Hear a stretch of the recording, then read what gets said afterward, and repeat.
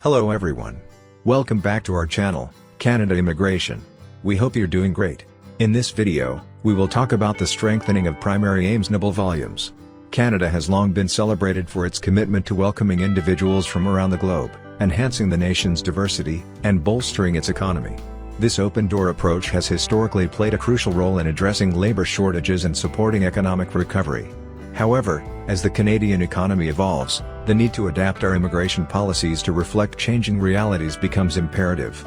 With a softening labor market and increasing temporary resident volumes, the Government of Canada is implementing significant reforms to ensure a balanced and sustainable immigration system.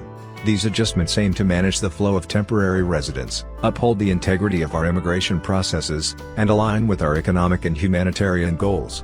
If you are interested in this topic, pay attention and watch the video through to the end to get all the information. Please hit like and subscribe, and don't forget to push the notification bell for an upcoming video. So, without any further delay, let's jump into the video. Canada Temporary Resident. Canada has a long and proud history of welcoming newcomers from around the world who support our economy and enrich our country. In response to labor shortages, government took steps to meet the urgent needs of businesses and support our economic recovery. Since then, Canada's economy has evolved, and we must continue to adapt our immigration system to respond to new pressures, including a softening labor market, immigration, refugees and citizenship. Canada announced a decrease in the number of temporary residents, from 6.5% of Canada's total population down to 5% by 2026. To achieve this goal, the federal government is taking action to manage the increase of temporary residents and hold employers misusing the system accountable. We are reforming the international student program, tightening eligibility requirements for temporary foreign workers, enforcing employer compliance more strictly, and making labor market impact assessments more rigorous to mitigate fraud and more. To ensure the temporary residents we welcome to Canada can be supported adequately, the Honourable Mark Miller, Minister of Immigration, Refugees, and Citizenship, today announced additional measures to manage the volume of temporary resident arrivals, uphold the integrity of our immigration system, protect vulnerable people. We are announcing take cap on international student study permits for 2025 based on a 10% reduction from the 2024 target of 485,000 new study permits issued, and then stabilizing the intake cap for 2026 such that the number of study permits issued remains the same as 2025. 1. For 2025, this means reducing study permits issued to 437,000. 2. Updating the post-graduation work permit program this fall to better align with immigration goals and labor market needs. 3. Limiting permit eligibility, later this year, to spouses of master's degree students to only those whose program is at least 16 months in duration. Canada Work Permit, limiting work permit eligibility later this year to spouses of foreign workers in management or professional occupations or sectors with Labour or Canada's work permit programs. Like many countries, Canada is experiencing more asylum claims as the number of displaced people worldwide continues to grow, and that contributes to growing temporary resident volumes.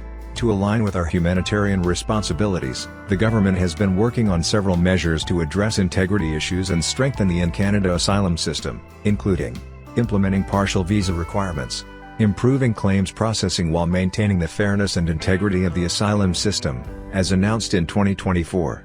Reviewing visa decision-making so that our highly trained officers have the right tools to detect fraud and reduce the number of non-genuine visitors. Exploring more measures to further strengthen visa integrity. Actions we have taken, as well as the additional steps announced today, will strengthen our immigration system and help address the changing needs of our country.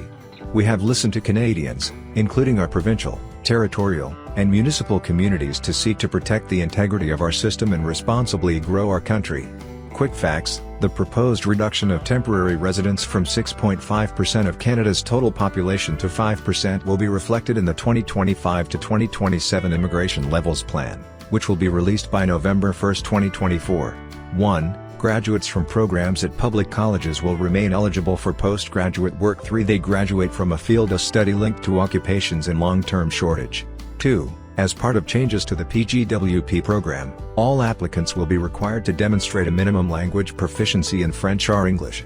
This will increase their ability to transition to permanent residence and adapt to changing economic conditions.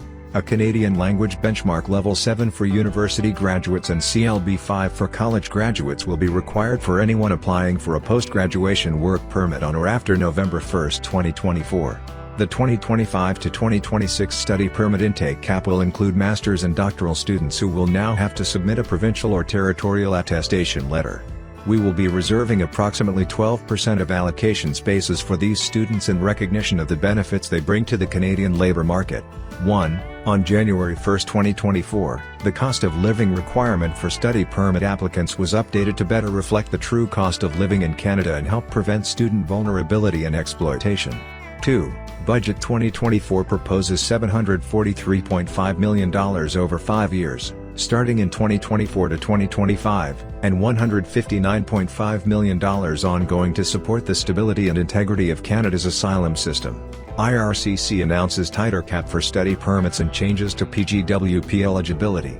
The international student cap is here to stay according to Canada's Immigration Minister, Mark Miller. Specifically, Immigration, Refugees, and Citizenship Canada will issue just 437,000 study permits in 2025. According to the department, this number is based on a 10% reduction from the 2024 target of 485,000 new study permits issued, and then stabilizing the intake cap for 2026. IRCC expects this to result in 300,000 fewer study permits being issued to international students over the next few years. This is just one of several announcements the minister made regarding ongoing changes to Canada's international student program. The reality is that not everyone who wants to come to Canada will be able to, just like not everyone who wants to stay in Canada will be able to, said Miller. Our immigration system must preserve its integrity and be well managed and sustainable. And as we look forward, we will do everything it takes to achieve that goal and set newcomers up for success. Master's and PhD students now require a provincial attestation letter. The updated cap will now include master's and doctoral students, who will no longer be exempt from obtaining a provincial attestation letter. The department says it will be reserving approximately 12% of allocation spaces for these students in recognition of the benefits they bring to the Canadian labour market. PALs were introduced earlier this year for many college and undergraduate students to help IRCC verify that their applications are genuine and stabilize the number of study permits issued. Changes to PGWP eligibility. Additionally, more changes have been made to the eligibility for a post-graduation work permit. Applicants will now be required to demonstrate a Canadian language benchmark score of 7 for university graduates and a CLB of 5 for college graduates who apply after November 1. Miller says he expects this will result in 175,000 fewer PGWPs being issued over the next 3 years. Limits for spousal open work permits. IRCC is also limiting work permit eligibility, later this year, to spouses of master's degree students whose program is at least 16 months in duration. This is expected to result in 50,000 fewer spousal work permits being issued over the next 3 years. Unrelated to the international student program, spousal open work permits will also be limited to the spouses of Canadians or permanent residents who are employed in critical work sectors. Impact on temporary foreign worker program. Canada's unemployment rate has been climbing since April 2023, rising 1.5 percentage points over that period. Employment and Social Development Canada says the overall unemployment rate has risen from 6.4% to 6.6%. In August 2024, there were 1.5 million unemployed people, an increase of 60,000, plus 4.3%, from the previous month. The measures announced today aim to curb the volume of temporary residents in Canada on work permits shortly. Minister of Employment, Workforce Development, and Official Languages, Randy Boissonnault spoke alongside Minister Miller and echoed many of his earlier remarks surrounding the intent of the temporary foreign worker program. He said the TFWP should be a last resort measure and should never be used to replace Canadian workers or suppress their wages. Still, Minister Boissonnault noted that 99% of economic growth in Canada is dependent on immigration. This is expected to rise to 100% by 2032. Changes to temporary and permanent resident levels in Canada. This year has seen considerable overhauls of Canada's immigration system, with multiple measures introduced. In January, IRCC put in place the first ever cap on study permits, initially implemented as a temporary policy that would be in place until the end of 2025. As part of this cap, each provincial government was issued study permit allocations for their province. The implementation of this new cap also ushered in the PAL system. The announcement of the study permit cap was coupled with further restrictions on PGWP eligibility, making students in college programs with curriculum licensing agreements ineligible, as well as a new restriction on spousal work permits to only spouses of students in master's and PhD programs, with some exceptions. In March, Minister Miller also announced that the immigration levels plan for 2025 to 2027 will include temporary resident levels for the first time as the department seeks to reduce the number of temporary residents, those on a study or work permit. Canada has taken other steps to reduce the number of temporary residents, including 1. Ending the COVID-era policy allowing some visitors to apply for a job-supported work permit from inside Canada. 2. Pausing the processing of labor market impact assessments in the low-wage stream of the TFWP, for jobs in Canada that are destined for census metropolitan areas with an unemployment rate equal to or higher than 6%. And 3. Considering drastic changes to the issuance of post-graduation work permits to international graduates. Tying the issuance of these work permits to educational programs would enable graduates to work within in-demand sectors of the Canadian economy. Minister Miller has previously stated that he is also open to looking at options to address permanent immigration levels to Canada. The minister noted that though it would be important not to overcorrect permanent immigration levels, the changes he was considering would be significant and not simply cosmetic. More information is expected on this front in the coming weeks. The recent announcements from Immigration, Refugees, and Citizenship Canada underscore a commitment to refining the immigration system to better serve both our economic needs and humanitarian responsibilities.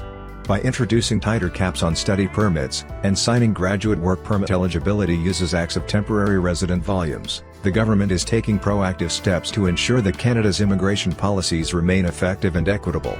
These measures reflect a careful balance between welcoming newcomers and safeguarding the integrity of our immigration system. As Canada continues to navigate these changes, the focus remains on setting a clear path for future growth while supporting the well-being of our current and prospective residents. That is all for today. In this video, what are your thoughts on this? Please let us know in the comments section below. Thanks for watching the entire video. Hopefully, the information is useful to you. See you later, in the next video. Till then, take care.